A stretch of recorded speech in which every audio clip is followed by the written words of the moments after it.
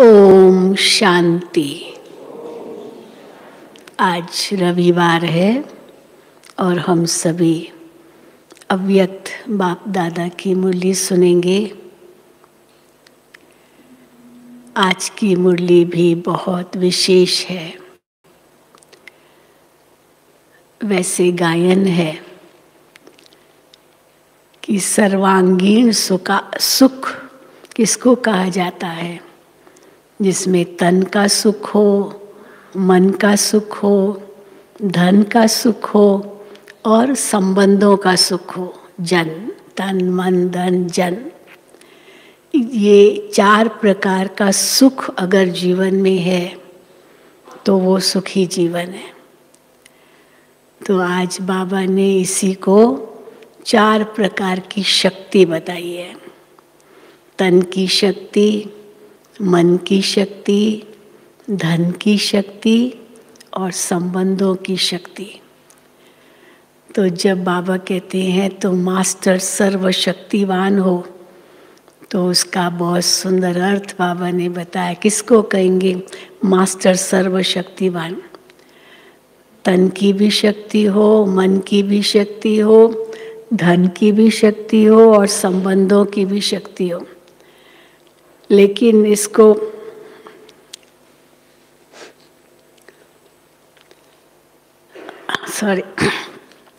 लेकिन बाबा ने इसको बहुत ही सुंदर रूप से, आध्यात्मिक रूप से बताया है। तो बहुत अच्छी बाबा की ये मुरली है, बहुत गहरी मुरली है, हम सुनेंगे। आज 7 फरवरी 2021 है और ये मुरली है 29 अक्टूबर 87 की, 29/10/87। तन, मन, धन और संबंध की शक्ति। आज सर्वशक्तिवान बाप अपने शक्तिशाली बच्चों को देख रहे हैं।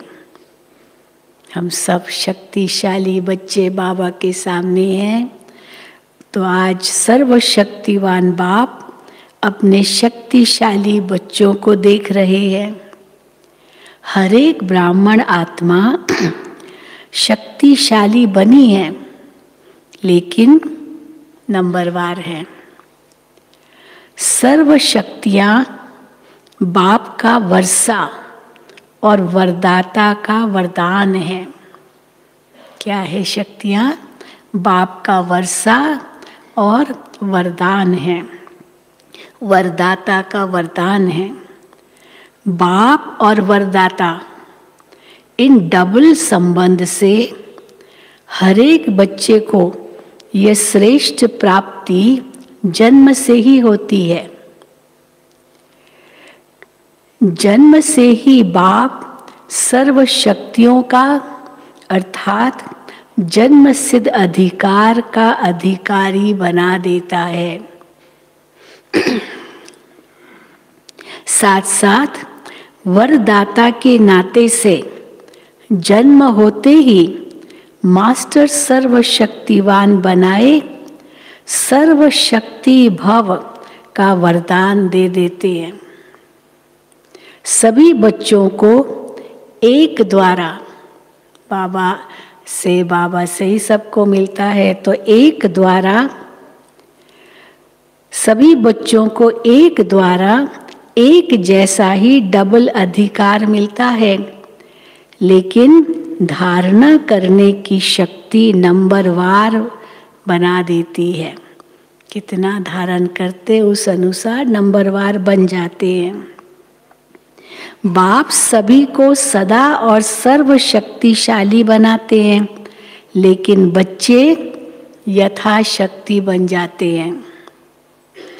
वैसे लौकिक जीवन में व अलौकिक जीवन में सफलता का आधार शक्तियां ही है। ये शक्तियां होगी तब जीवन में सफलता है। जितनी शक्तियां उतनी सफलता। तो मुख्य शक्तियां हैं तन की शक्ति, मन की शक्ति, धन की शक्ति और संबंध की शक्ति, चारों ही आवश्यक है। अगर चार में से एक भी शक्ति कम है तो जीवन में सदा व सर्व सफलता नहीं होती। अलौकिक जीवन में भी चारों ही शक्तियां आवश्यक है।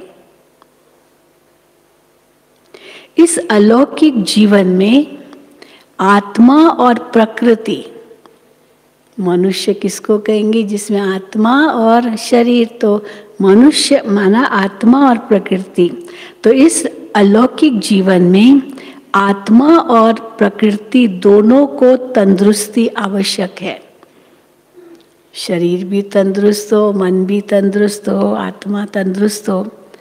जब आत्मा स्वस्थ है तो तन का हिसाब किताब व तन का रोग सूली से कांटा बनने के कारण, स्वस्थिति के कारण स्वस्थ अनुभव करता है।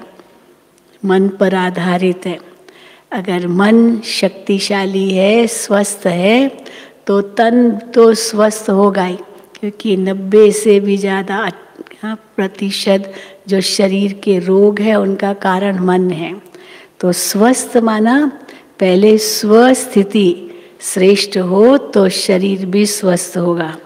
जब आत्मा स्वस्थ है तो तन का हिसाब किताब व तन का रोग सूली से कांटा बनने के कारण, स्वस्थिति के कारण स्वस्थ अनुभव करता है। उनके मुख पर भले कुछ अंदर में रोग है भी, लेकिन उनके मुख पर, चेहरे पर बीमारी के कष्ट के चिन्ह नहीं रहते। दिखाई नहीं देंगे कि भाई इनको ऐसी कोई तकलीफ है।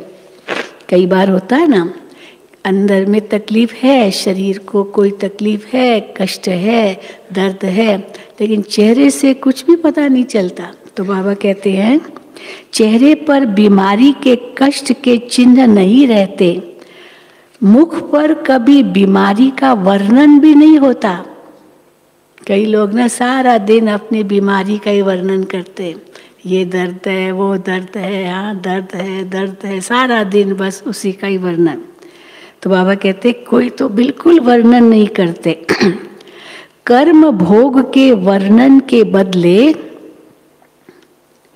हाँ, उनके मुख पर, चेहरे पर बीमारी के कष्ट के चिन्ह नहीं रहते, मुख पर कभी बीमारी का वर्णन नहीं होता। कर्म भोग के वर्णन के बदले क्या करते? कर्म योग की स्थिति का वर्णन करते हैं।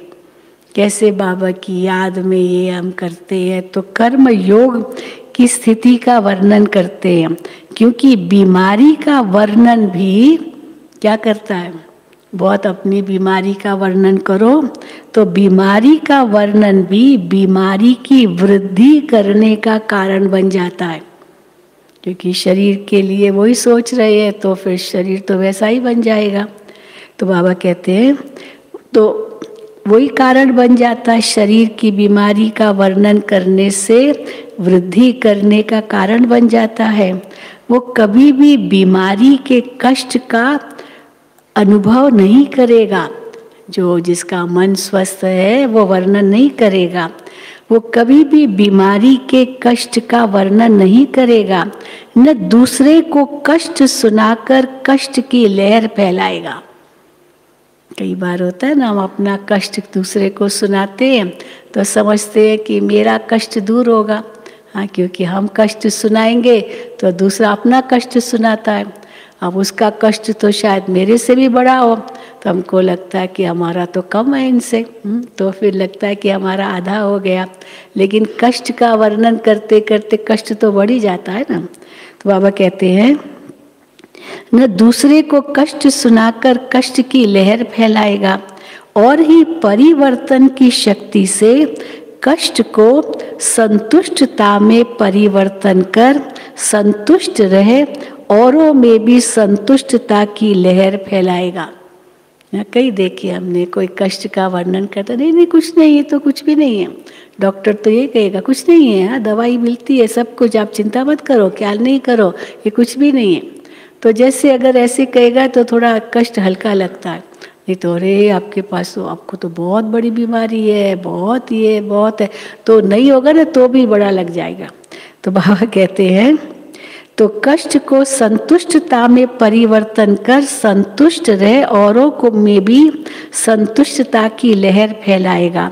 अर्थात मास्टर सर्वशक्तिवान बन शक्तियों के वरदान में से समय प्रमाण सहन शक्ति, समाने की शक्ति प्रयोग करेगा और समय पर शक्तियों का वरदान का वर्षा कार्य में लाना, यही उसके लिए वरदान अर्थात दुआ दवाई का काम कर देती है। क्योंकि सर्वशक्तिवान बाप द्वारा जो सर्व शक्तियाँ प्राप्त है, वो जैसी परिस्थिति, जैसा समय और जिस विधि से आप कार्य में लगानी चाहो, वैसे ही रूप से ये शक्तियाँ आपकी सहयोगी बन सकती है। इन शक्तियों को व प्रभु वरदान को जिस रूप में चाहे वो रूप धारण कर सकती है। थोड़ा सहन कर लिया, समा लिया तो क्या है, क्या बड़ी बात है। हम कहीं तो बिल्कुल सहन ही नहीं कर सकते, समा ही नहीं सकते, वर्णन करते रहेंगे तो दर्द उनका और ही बढ़ता जाता है। तो वो रूप धारण कर सकती है। अभी अभी शीतला के रूप में, अभी अभी जलाने के रूप में, पानी की शीतलता का भी अनुभव करा सकते तो आग के जलाने का भी अनुभव करा सकते, अगर मन की शक्ति है तो। दवाई का भी काम कर सकता और शक्तिशाली बनाने का, माजून का भी काम कर सकता। सिर्फ समय पर कार्य में लगाने की अथॉरिटी बनो। वो शक्तियाँ जो बाबा बताते हैं वो समय पर लगाने की अथॉरिटी बनो। ये सर्व शक्तियाँ आप मास्टर सर्वशक्तिवान की सेवाधारी है। थोड़ा तो सहन करना पड़ता है ना, चिल्लाने से क्या होगा। कई कहते हैं ना, हॉस्पिटल में जाते हैं, देखते हैं मरीजों को, कोई तो इतना करा रहा होता है बात मत पूछो, और दूसरे को दर्द उतना ही है, शायद ज़्यादा भी हो, लेकिन वो मुस्कुराता है क्योंकि उसके अंदर सहन शक्ति ज़्यादा है। और जो कढ़ाता है, चिल्लाता है, उसको ज़रा भी सहन शक्ति नहीं है। कई बार इंजेक्शन लगाते, कोई चिल्लाता है और कोई तो बिल्कुल कुछ भी नहीं। तो ये तो हर एक के अपने ऊपर है। तो बाबा कहते हैं ये सर्व शक्तियाँ आप मास्टर सर्वशक्तिवान की सेवाधारी है। जब जिसको ऑर्डर करो वो हाजिर हजूर के सहयोगी बनेगी। लेकिन सेवा लेने वाले भी इतने चतुर सुजान चाहिए, कैसे सहन शक्ति की मदद लेनी है, कैसे समाने की शक्ति की मदद लेनी है। तो तन की शक्ति आत्मिक शक्ति के आधार पर सदा अनुभव कर सकते हो, अर्थात सदा स्वस्थ रहने का अनुभव कर सकते हो। और ये भी देखा गया है, जितना न्यारापन होता है, देह से न्यारे बनते हैं, अशरीरी बनने का अभ्यास होता है, तो दर्द महसूस ही नहीं होता है कई बार। तो बाबा कहते हैं सदा अनुभव कर सकते हो, अर्थात सदा स्वस्थ रहने का अनुभव कर सकते हो।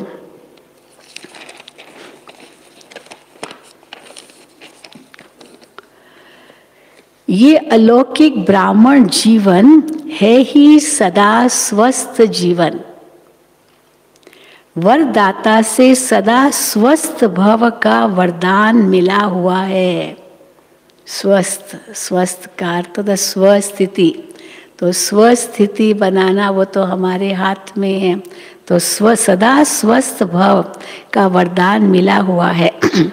बाप दादा देखते हैं कि प्राप्त हुए वरदानों को कई बच्चे समय पर कार्य में लगाकर लाभ नहीं ले सकते हैं। वह ये कहे कि शक्तियाँ अर्थात सेवाधारियों से अपनी विशालता और विशाल बुद्धि द्वारा सेवा नहीं ले पाते हैं। अब सेवाधारी हमारे पास हो लेकिन हम उनसे सेवा ही नहीं ले पाते, क्या उनको दे, कैसे करें, कैसे कराएं, पता ही नहीं है, समझ ही नहीं है, तो वो सेवाधारी किस काम के हुए उनके लिए। तो बाबा कहते हैं तो इसलिए शक्तियाँ भी हमारी सेवाधारी है। तो ये कहे कि शक्तियाँ अर्थात सेवाधारियों से अपनी विशालता और विशाल बुद्धि द्वारा सेवा नहीं ले पाते हैं। तो मास्टर सर्वशक्तिवान, ये स्थिति कोई कम नहीं है। किसको कहेंगे मास्टर सर्वशक्तिवान? जो अपनी सारी शक्तियों को समय पर यूज कर सके, उन सेवाधारियों को समय पर सेवा में लगा सके।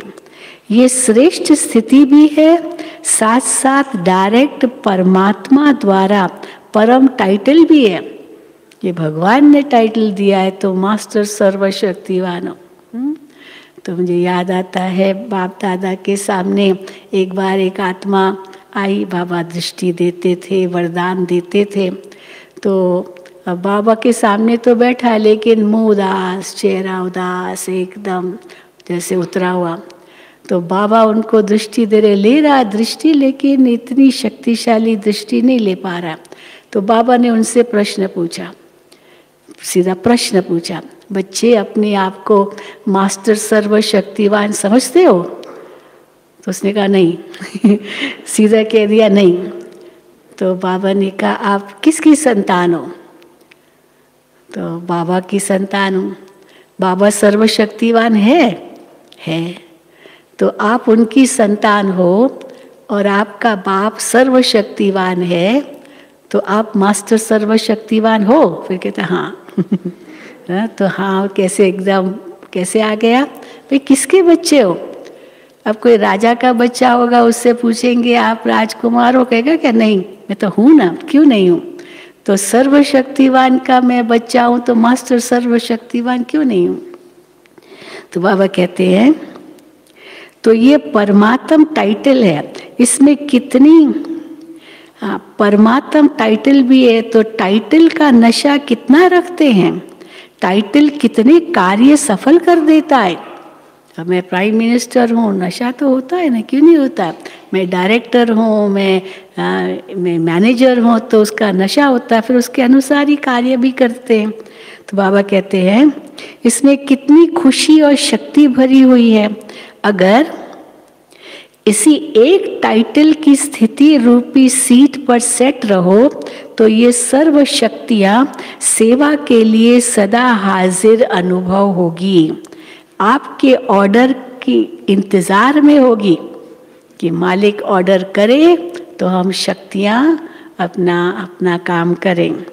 तो वरदान को व वर्षे को कार्य में लगाओ। अगर मास्टर सर्वशक्तिवान के स्वमान में स्थित नहीं होते तो शक्तियों को ऑर्डर में चलाने के बजाय क्या होगा? ऑर्डर में चलाने के बजाय बार बार बाप को अर्जी डालते रहते कि ये शक्तियाँ दे दो। बाबा से मांगते रहेंगे, बाबा सहन शक्ति दो, समाने की शक्ति दो। हाँ, तो बाबा कहते हैं अर्जी करना, मांगना, जबकि आप उसके मालिक हो। तो अर्जी करते रहेंगे कि ये शक्ति दे दो, ये हमारा कार्य करा दो, ये हो जाए, ऐसा हो जाए। तो अर्जी डालने वाले कभी भी सदा राजी नहीं रह सकते। फिर वो अर्जी मानो चलो की, परंतु वो कार्य नहीं हुआ तो बाबा की हमको मदद तो मिलती नहीं है। अरे तुमने हिम्मत रखी, हिम्मत रखता नहीं और कहेगा बाबा मदद करो, बाबा मदद करो। तो बाबा कहेगा मदद भी उनको करो जो हिम्मत रखे। हिम्मत ही नहीं रखेंगे तो मदद कहाँ से मिलेगी? तो बाबा कहते हैं तो अर्जी डालने वाले कभी भी सदा राजी नहीं रह सकते हैं। एक बात पूरी होगी दूसरी शुरू हो जाएगी। इसलिए मालिक बन, योग युक्त बन, युक्ति युक्त सेवाधारियों से लो तो सदा स्वस्थ का स्वतः ही अनुभव करेंगे। सदा स्वस्थ रहेंगे।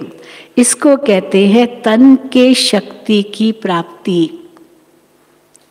अब मन की शक्ति की बात, ऐसे ही मन की शक्ति अर्थात श्रेष्ठ संकल्प शक्ति, क्योंकि संकल्प में बहुत कुछ समाया हुआ है। अगर संकल्प श्रेष्ठ है तो ऑटोमेटिकली शक्तिशाली अनुभव करेंगे। ऐसे ही मन की शक्ति अर्थात श्रेष्ठ संकल्प शक्ति मास्टर सर्वशक्तिवान के हर संकल्प में इतनी शक्ति है जो जिस समय जो चाहे वो कर सकता है और करा भी सकता है, क्योंकि उनके संकल्प सदा शुभ, श्रेष्ठ और कल्याणकारी होंगे। तो जहाँ श्रेष्ठ कल्याण का संकल्प है, श्रेष्ठ कल्याण का संकल्प है, वो सिद्ध जरूर होता है। अगर श्रेष्ठ संकल्प है, शुद्ध संकल्प है, शुभ संकल्प है, समर्थ संकल्प है, तो वो सिद्ध जरूर होता है। और मास्टर सर्वशक्तिवान होने के कारण मन कभी मालिक को धोखा नहीं दे सकता है, दुख नहीं अनुभव कर सकता है। मन एकाग्र अर्थात एक ठिकाने पर स्थित रहता है, भटकता नहीं है। जहाँ चाहो जब चाहो मन को वहाँ स्थित कर सकते हो। कभी मन उदास नहीं हो सकता है। क्यों नहीं उदास हो सकता है? क्योंकि वो सेवाधारी दास बन जाता है। सहन शक्ति आपका दास बन जाएगा तो उदास क्यों होंगे? क्योंकि वो सेवाधारी दास बन जाता है। ये है मन की शक्ति जो अलौकिक जीवन में वर्षे व वरदान में प्राप्त है, और वो सबको प्राप्त है। अब इसी प्रकार है धन की शक्ति। अब वो धन नहीं, पैसे की बात नहीं है, तो धन कौन सा? इसी प्रकार तीसरा है धन की शक्ति अर्थात ज्ञान धन की शक्ति। ज्ञान बहुत बड़ा धन है, और जिसके पास ज्ञान धन है वो धन भी आ जाता है। इसी प्रकार तीसरी है धन की शक्ति अर्थात ज्ञान धन की शक्ति। ज्ञान धन स्थूल धन की प्राप्ति स्वतः ही कराता है। जहाँ ज्ञान धन है वहाँ प्रकृति स्वतः ही दासी बन जाती है। ये स्थूल धन प्रकृति के साधन के लिए है। स्थूल धन किस काम के लिए? स्थूल चीज़ों के लिए। पर रोटी, कपड़ा, मकान, उसके लिए तो धन चाहिए ना, तो स्थूल साधनों के लिए है। और ज्ञान धन से प्रकृति के सर्व साधन स्वतः प्राप्त होते हैं। ज्ञान धन सबसे ऊंचा धन है, जिससे प्रकृति के सर्व साधन स्वतः प्राप्त होते हैं। इसलिए ज्ञान धन सब धन का राजा है। जहाँ राजा है वहाँ सर्व पदार्थ स्वतः ही प्राप्त होते हैं, कोई कमी नहीं लगती। तो इसका कारण, तो सर्व पदार्थ स्वतः ही प्राप्त होते, मेहनत नहीं करनी पड़ती। अगर कोई भी लौकिक पदार्थ प्राप्त करने में मेहनत करनी पड़ती है तो इसका कारण ज्ञान धन की कमी है। अब ये बहुत गहरा राज है। ज्ञान धन की कमी है, इसीलिए स्थूल धन की कमी महसूस करते हैं। वास्तव में ज्ञान धन पद्मा पदम पति बनाने वाला है। परमार्थ व्यवहार को स्वतः ही सिद्ध करता है। आपको मिलेगा तब जब आप दोगे, देंगे तो मिलेगा। तो ये परमार्थ होगा तो अपने आप व्यवहार सिद्ध होता है। तो परमार्थ व्यवहार को स्वतः ही सिद्ध करता है। तो परमात्म धन वाले परमात्म धन वाले परमार्थी बन जाते हैं। परमात्मा ने इतना हमें ज्ञान धन दिया है, इसलिए बाबा कहते हैं बांटो बांटो। तो परमार्थी बन जाएंगे। तो परमार्थी बन जाते हैं। संकल्प करने की भी आवश्यकता नहीं है, कुछ चाहिए, ये संकल्प करने की भी आवश्यकता नहीं है। स्वतः ही सर्व आवश्यकताएं पूर्ण होती रहती है। धन की इतनी शक्ति है, धन की इतनी शक्ति है जो अनेक जन्म ये ज्ञान धन राजाओं का भी राजा बना देता है। बाबा कहते हैं ये ज्ञान रत्न है, जितना इन ज्ञान रत्नों को धारण करते जाएंगे ऑटोमेटिकली ये रत्न सच्चे रत्न बन जाएंगे भविष्य के। वहाँ तो होगा ही, पर यहाँ भी कोई कमी नहीं महसूस करेंगे, क्योंकि आवश्यकताएं ही कम होगी। वो आवश्यकताएं बहुत ज़्यादा महसूस होती है, इच्छाएं बढ़ती जाती है, तो कहेंगे धन नहीं है, धन नहीं है। अब आवश्यकताएं कम है तो धन नहीं है, ये हम कभी शिकायत नहीं करेंगे। धन की इतनी शक्ति है जो अनेक जन्म ये ज्ञान धन राजाओं का भी राजा बना देता है, तो धन की भी शक्ति सहज प्राप्त हो जाती है। इसी प्रकार चौथी शक्ति कौन सी? संबंध की शक्ति। तो संबंध की शक्ति के प्राप्ति की शुभ इच्छा इसलिए होती है, हाँ, कोई मुझे मदद करे, संबंध अच्छा होगा तो मदद अपने आप मिलती है। संबंध आप सबसे बिगाड़ेंगे तो वो भी क्यों मदद करेंगे।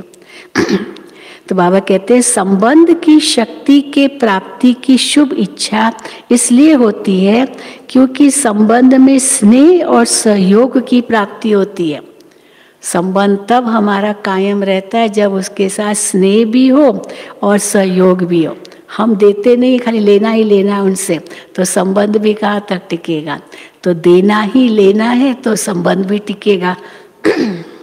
तो बाबा कहते हैं क्योंकि संबंध में स्नेह और सहयोग की प्राप्ति होती है, इस अलौकिक जीवन में संबंध की शक्ति डबल रूप में प्राप्त होती है। अब क्या है डबल रूप?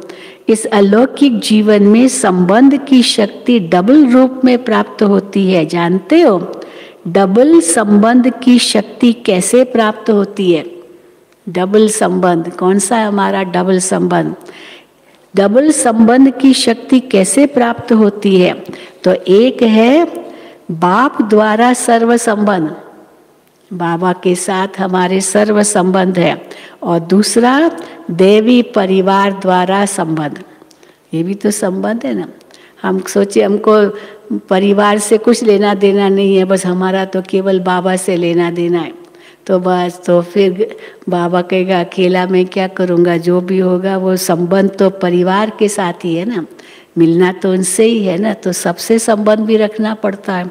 तो बाबा कहते हैं बाप द्वारा सर्व संबंध और दूसरा देवी परिवार द्वारा संबंध, तो डबल संबंध हो गया ना। बाप से भी और आपस में भी, आपस में स्नेह और सहयोग बहुत ज़रूरी है, तभी वो संबंध कायम रहता है।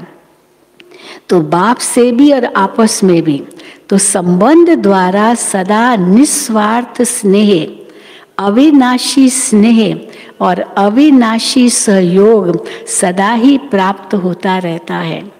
तो संबंध की भी शक्ति है ना।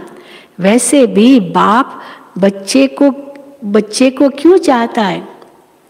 कई बार होता है ना, बच्चा चाहिए, क्यों बच्चा चाहिए? क्योंकि बच्चा फिर मेरे बुढ़ापे का सहारा बनेगा। लौकिक में तो ऐसे ही समझते हैं।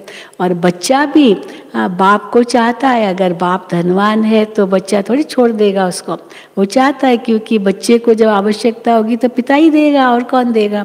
तो इसीलिए वैसे भी बाप बच्चे को क्यों चाहता है, अथवा बच्चा बाप को क्यों चाहता है? सहयोग के लिए, समय पर सहयोग मिले।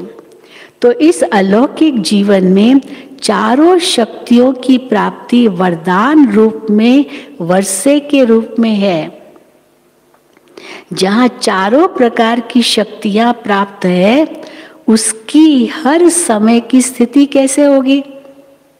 हर समय की उसकी स्थिति कैसे होगी? जब तन मन धन संबंध सब शक्तियाँ, सबकी शक्तियाँ प्राप्त है, तो उसकी स्थिति कैसे होगी?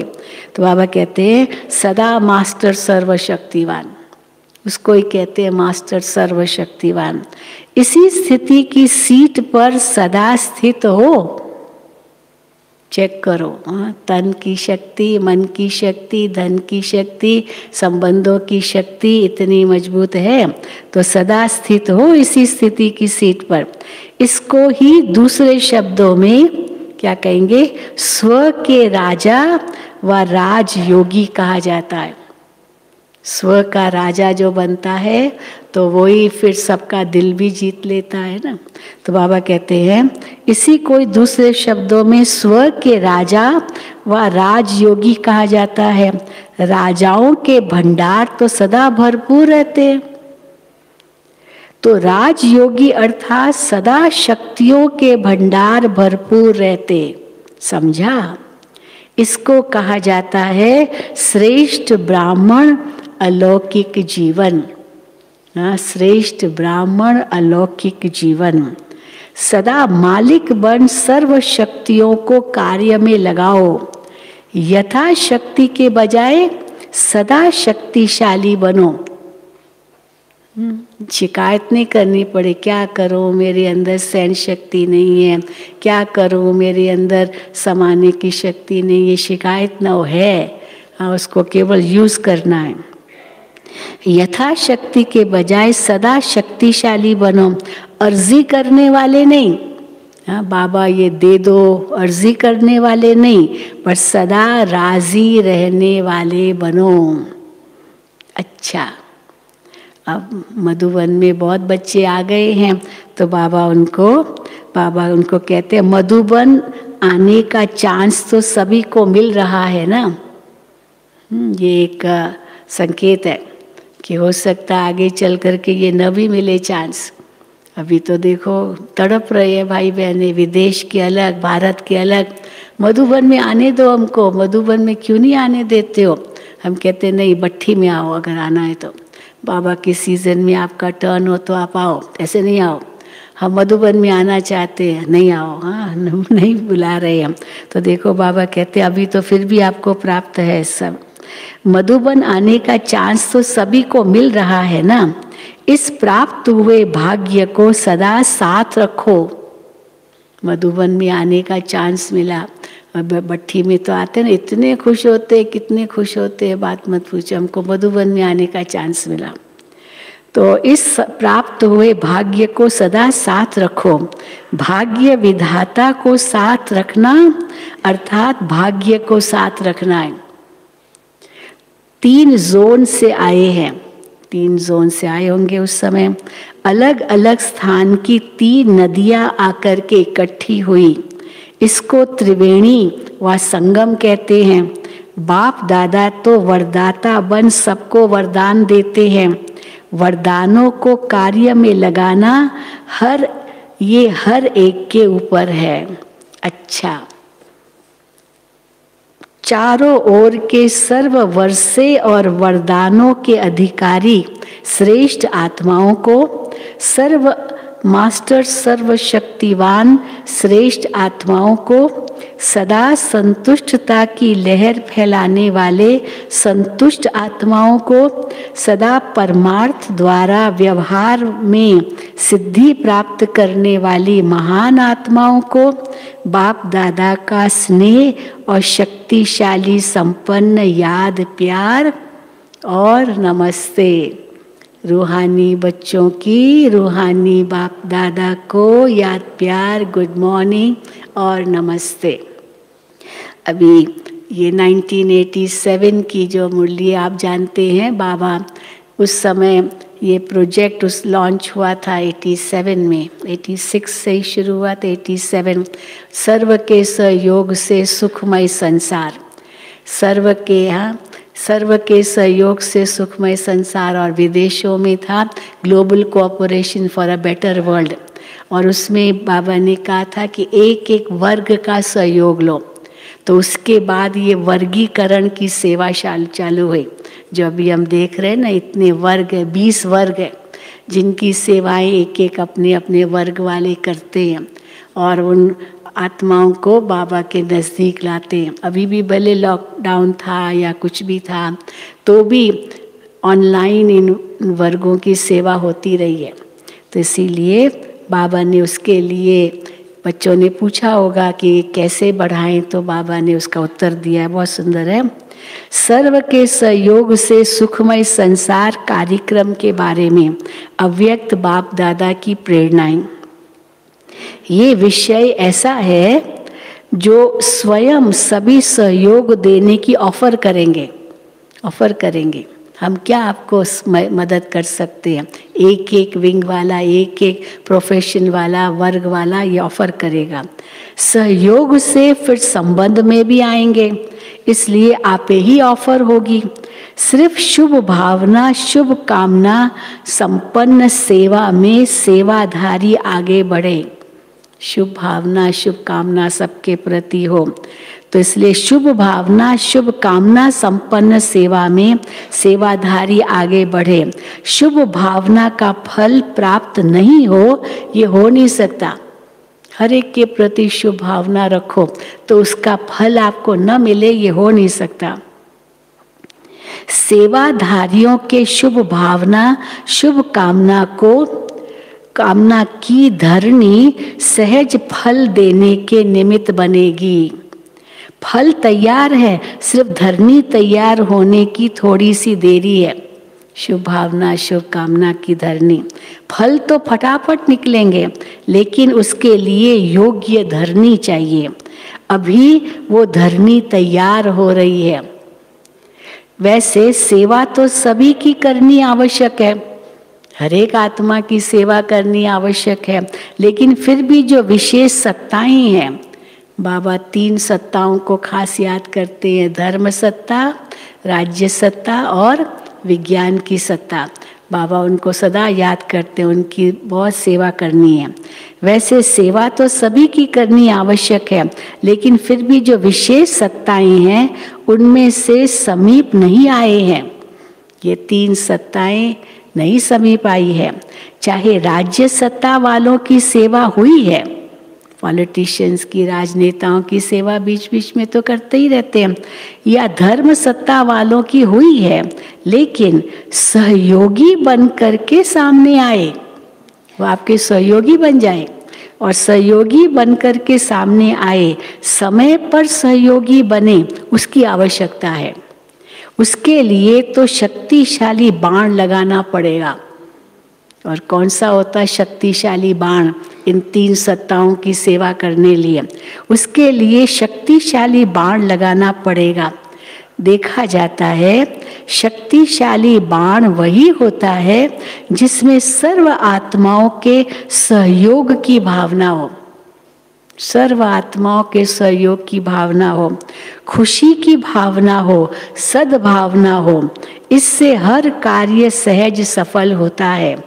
अभी जो सेवा करते हो वो अलग अलग करते हो, एक एक की, चलो थोड़ी थोड़ी की, लेकिन सर्व का सहयोग मिले। अभी जो सेवा करते हो वो अलग अलग करते हो, लेकिन जैसे पहले जमाने में बाबा याद दिला रहे, पहले भारत की संस्कृति तो खास ही थी कि कोई भी कार्य करने के लिए जाते थे तो सारे परिवार के आशीर्वाद लेकर जाते थे। फिर ऐसे नहीं निकल पड़े घर से, कोई भी कार्य करने जाते थे सारे परिवार की आशीर्वाद, बड़ों की तो खास, बच्चों की भी, हाँ सब बड़ों के तो पैर छूते थे और पिता, माता पिता बड़े आशीर्वाद देते थे, और बच्चों से भी कहते थे हम जा रहे हैं जा रहे हैं। हाँ आजकल तो दुनिया में ऐसे लगा पर हम पता नहीं चला जाएगा, पता भी नहीं चल पड़ेगा कि चला भी गया। परंतु पहले सबसे छुट्टी लेकर जाते थे, सबकी आशीर्वाद लेके जाते थे। ये बहुत बड़ी बात है, इससे सफलता मिलती है, नहीं तो सफलता भी नहीं मिलती है। तो वही बाबा कहते हैं, लेकिन जैसे पहले ज़माने में कोई कार्य करने लिए जाते थे तो सारे परिवार के आशीर्वाद लेकर जाते थे, वो आशीर्वाद ही सहज बना देती है। तो वर्तमान सेवा में बाबा इनसे भेंट कर रही है, वर्तमान सेवा में ये एडिशन चाहिए, सर्व का सहयोग, तो ये एडिशन चाहिए। तो कोई सर्व के सहयोग से सुखमय संसार, तो कोई भी कार्य शुरू करने के पहले सभी शुभ भावनाएं, शुभ कामनाएं लो, सभी से शुभ भावना, शुभ कामना लो।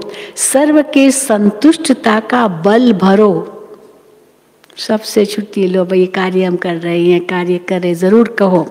सर्व के संतुष्टता का बल भरो, तब शक्तिशाली फल निकलेगा। अभी इतनी मेहनत करने की आवश्यकता नहीं है। अब क्यों?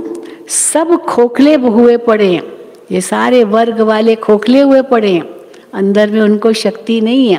अब यही सभी मानते हैं कि बाकी तो सब है, लेकिन आध्यात्मिकता की शक्ति नहीं है। और आध्यात्मिकता की शक्ति न होने के कारण चाहे तन की भी शक्ति हो, धन की भी शक्ति हो, कुछ भी हो, लेकिन फिर भी शक्ति अनुभव नहीं करते, सफलता नहीं मिलती है, क्योंकि आध्यात्मिकता की शक्ति नहीं है।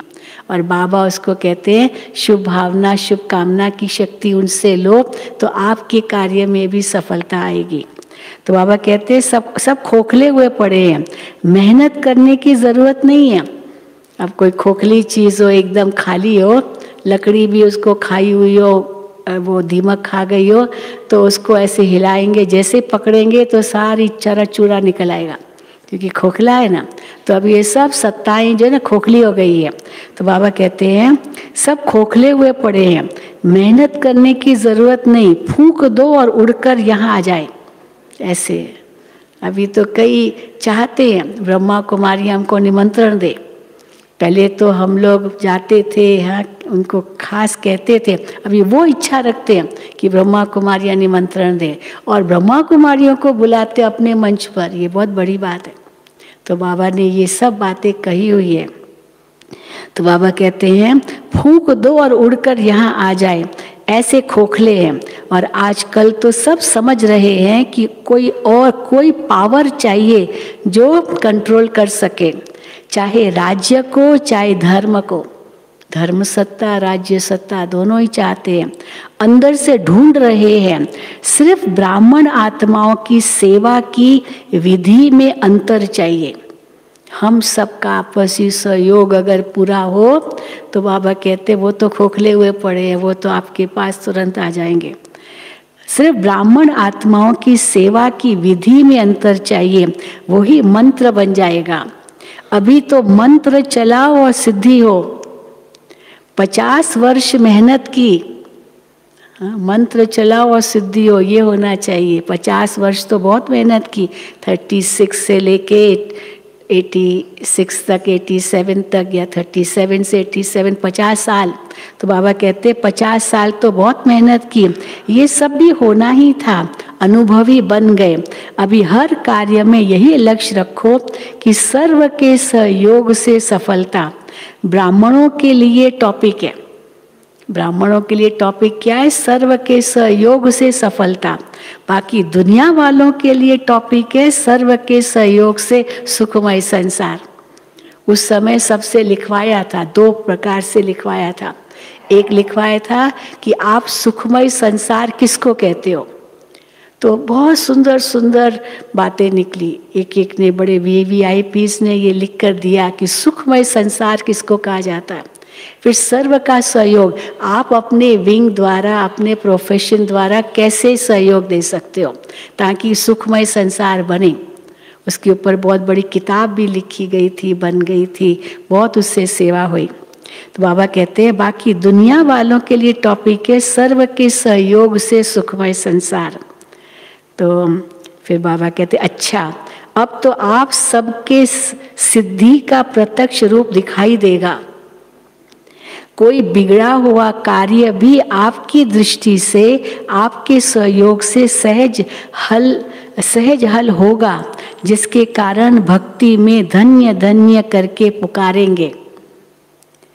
ये सब सिद्धियां भी आपके सामने प्रत्यक्ष रूप में आएंगी।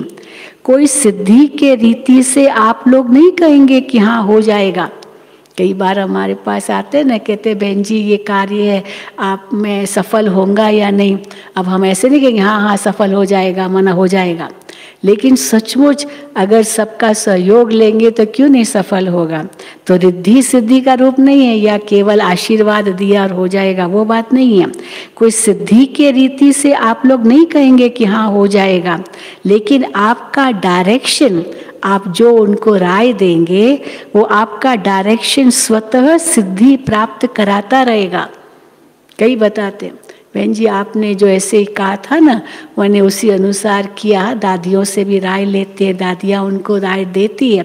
तो दादी आपने जैसे कहा मैंने वैसे ही किया तो बहुत सफलता मिली। तो देखो ये भी तो विधि द्वारा सिद्धि है। तो बाबा कहते हैं तब तो प्रजा जल्दी जल्दी बनेगी, सब तरफ से निकलकर आपकी तरफ आएंगे। ये सिद्धि का पाठ अभी चलेगा। मेरे से कई पिछले साल पूछते थे कि बहन जी ये कोरोना काल है, ये सब हुआ तो अभी सेवाएं होगी, सेवाएं होगी, लगता है कि जैसे सेवाएं पूरी हो गई। तो हमने कहा और भी सेवाएं होंगी, ये सब पूरा हो जाएगा और इतनी सेवाएं होगी, इतनी सेवाएं होंगी जो आपको अपने लिए समय नहीं मिलेगा। इसीलिए हाँ, ऐसे नहीं सोचे सेवाएं नहीं होगी। तो ये बाबा ने देखो भविष्य बताया है क्या सेवाएं होंगी। ये सिद्धि का पाठ अभी चलेगा, लेकिन पहले इतने शक्तिशाली बनो जो सिद्धि को स्वीकार न करो। आपको सफलता मिलती, आपकी महिमा होती है, उस महिमा को स्वीकार मत करो। अगर महिमा स्वीकार की, शक्ति खत्म, तो उस सिद्धि को स्वीकार नहीं करो, तब ये प्रत्यक्षता होगी। नहीं तो सिद्धि देने वाले ही सिद्धि में फंस जाए। हाँ, हम दूसरों को सिद्धि देने वाले हम ही सिद्धि में फंस जाएं तो फिर क्या करेंगे। तो ये सब बातें यहाँ से ही शुरू होनी है। बाप का जो गायन है, अभी बाबा का क्या गायन है, वो सर्जन भी है, इंजीनियर भी है, वकील भी है, जज भी है। इसका प्रैक्टिकल सब अनुभव करेंगे कि आपके पास सबके लिए शक्ति है, क्योंकि भगवान के अंदर ये सारी शक्तियां हैं जो आपको मदद करते हैं। तो इसलिए आपकी मदद हमें चाहिए, सब वर्ग वाले कहेंगे। तो बाबा कहते हैं अभी तो इसका प्रैक्टिकल सब अनुभव करेंगे, तब सब तरफ से बुद्धि हटकर एक तरफ जाएगी, एक परमात्मा तरफ जाएगी। अभी तो आपके पीछे भीड़ लगने वाली है, सुना? आपके पीछे भीड़ लगने वाली है। बाप दादा तो ये दृश्य देखते हैं, बाबा भविष्य देख रहे हैं और कभी कभी अब का दृश्य देखते हैं। अभी आप कितनी मेहनत करते हो, लेकिन आगे चल के वो आपके पाँव पड़ेंगे, वो आपके पास अपने आप आएंगे। तो बाप दादा ये दृश्य देखते हैं और कभी कभी अब के दृश्य देखते हैं। बहुत फर्क लगता है। अभी कितनी मेहनत करते हो तो बहुत फर्क लगता है। आप हो कौन, पहचानो अपने आप को, आप हो कौन? वो बाप जानता है। बहुत बहुत वंडरफुल पार्ट होने हैं जो ख्याल ख्वाब में भी नहीं है, वो होना है। सिर्फ थोड़ा रुका हुआ है, वो दृश्य आने के लिए कुछ रुका हुआ है। क्यों रुका हुआ है? जैसे पर्दा कभी कभी थोड़ा अटक जाता है ना, अब पर्दा खोलना है लेकिन अटक जाता है पर्दा, तो कभी कभी पर्दा अटक जाता है ना। या झंडा भी जब लहराते हो तो कभी अटक जाता है, हाँ, वो रस्सी थोड़ी और ही जैसे गांठ आ जाती है, तो झंडा भी लहराते हो तो कभी अटक जाता है। ऐसे अभी थोड़ा थोड़ा अटक रहा है। क्यों नहीं पर्दा खुल रहा है? क्यों नहीं इतना जो होनी चाहिए सेवा उस प्रकार से क्यों नहीं हो रही है? पर्दा अटक रहा है। क्यों अटक रहा है? आप जो हैं, जैसे हो, बहुत महान हो। जब आपकी विशेषता प्रत्यक्ष होगी तब तो इष्ट बनेंगे। अभी वो शक्ति का रूप हो, सहयोग आपस में इतना सब हो, तो बाबा कहते हैं जब आपकी विशेषता प्रत्यक्ष होगी तब तो इष्ट बनेंगे। तो इष्ट आप बनेंगे तो आपकी प्रजा और सहज बनेगी। फिर आखिर तो भक्त माला भी प्रत्यक्ष होगी, तो भक्त भी तो आएंगे ना, तो भक्त माला भी प्रत्यक्ष होगी। लेकिन पहले ठाकुर सजकर तैयार तो हो जाओ। आप जो ठाकुर बनते हो, हाँ, तो पर्दा खोले कैसे? जो दर्शन करने आए भक्त लोग। तो इसलिए बाबा कहते हैं लेकिन पहले ठाकुर सजकर तैयार हो तब तो भक्त आए। अभी सब ठाकुर क्या हो जाओ। बाबा कहते तैयार। राम का भी त्याग कर सेवा करने वाले सदा संतुष्ट सदा हर्षित भव। स्वयं के आराम का भी त्याग कर सेवा करने वाले सदा संतुष्ट सदा हर्षित भव। सेवाधारी स्वयं के रात दिन के आराम को भी त्याग कर सेवा में ही आराम महसूस करते हैं, सेवा में ही आराम महसूस करते हैं। उसके संपर्क में रहने वाले व संबंध में आने वाले समीपता का ऐसे अनुभव करते हैं जैसे शीतलता व शक्ति शांति के झरने के नीचे बैठे हैं। श्रेष्ठ चरित्रवान सेवाधारी कामधेनु बन सदा काल के लिए सर्व की मनोकामनाएं पूर्ण कर देते हैं। ऐसे सेवाधारी को सदा हर्षित और सदा संतुष्ट रहने का वरदान स्वतः प्राप्त हो जाता है। स्लोगन: ज्ञान स्वरूप बनना है तो हर समय स्टडी पर अटेंशन रखो, पढ़ाई पर। ज्ञान स्वरूप बनना है तो हर समय स्टडी पर अटेंशन रखो। बाप और पढ़ाई से बाप और पढ़ाई से समान प्यार हो। जितना बाबा से प्यार उतना पढ़ाई से प्यार, तो ज्ञान स्वरूप बन जाएंगे। अच्छा, ओम शांति, ओम शांति, ओम शांति। चलो बाबा को याद करेंगे। ये सब कहाँ से आए हैं? नीचे से आए हैं। जो नीचे से आए हैं शांतिवन से हाथ उठाएं।